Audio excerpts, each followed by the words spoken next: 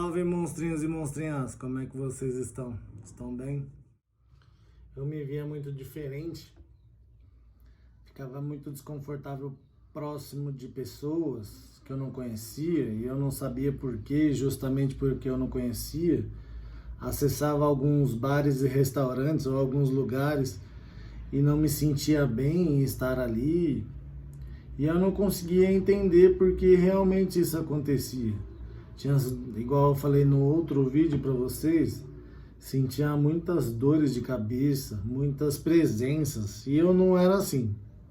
Antes de passar por esse processo de tromboembolia pulmonar que eu fiquei na UTI, tem no meu canal aí esse vídeo, é um dos primeiros, pode ir lá, confere lá que eu tô explicando direitinho isso. Então, isso começou a ficar muito complicado para eu entender, entendeu? E aí eu comecei a ir atrás de religiões, outros tipos de religiões, outros tipos de médiuns, né? E aí eu não conseguia, mesmo assim, entender, eu não tinha facilidade com isso. Parecia que a Matrix, ela estava me estimulando ao máximo para eu tentar desenvolver essa temática aí. E aí dentro dessa linha de raciocínio entraram as drogas, né? Falaram, nossa, monstrão, você vai falar de drogas mesmo? Você vai se expor desse jeito? Tem exposição ou não tem problema com isso, entendeu? Quanto mais a gente se afirma e se expõe, melhor a gente se cura. A gente fica muito bem com as afirmações que a gente faz, né? Eu comecei com a maconha quando eu estava separando da minha esposa.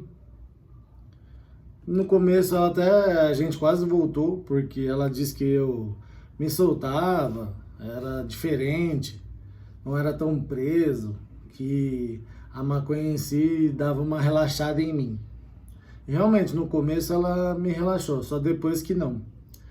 Depois de um tempo solteiro e tal, e outras pessoas fazendo o ritual de fumar junto, né? E aquilo começou a meio que gerar um desconforto mental. Pensava demais, pensava muita coisa ruim, entidades e outras coisas, obsessores, se aproximavam muito mais rápido, muito mais fácil. E eles antes eram mais distantes. Eu não o sentia, né? E aí eu achei estranho. Aí entrou outras químicas, outras drogas mais químicas e tal, que todos conhecem. Então tem várias drogas e todas elas entraram. Só que com um foco de experimentar para ver se aquelas sensações sumissem, né? Era muito desconforto, né? Então no começo, a cocaína, o LSD e outras drogas químicas começaram a me ajudar em relação a diminuir as percepções, né, no começo. Depois, no final, elas começaram a me prejudicar. Só que eu peguei isso como um pequeno estágio. Eu já estava dominando um pouco mais a minha mente, minha alma e meu corpo ali. E aí eu falava assim, eu vou começar. E a partir do momento que isso não me beneficiar de certo modo, que é o que eu estou precisando no momento, desvencilhei de tudo,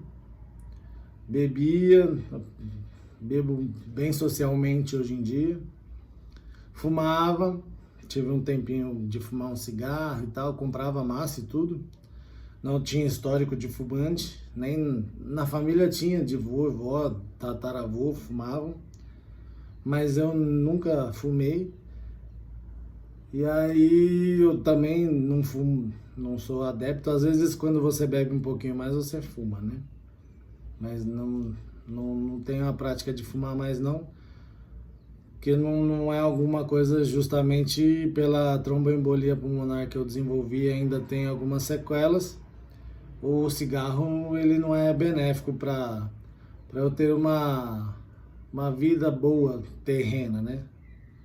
Ele me pesa no cigarro.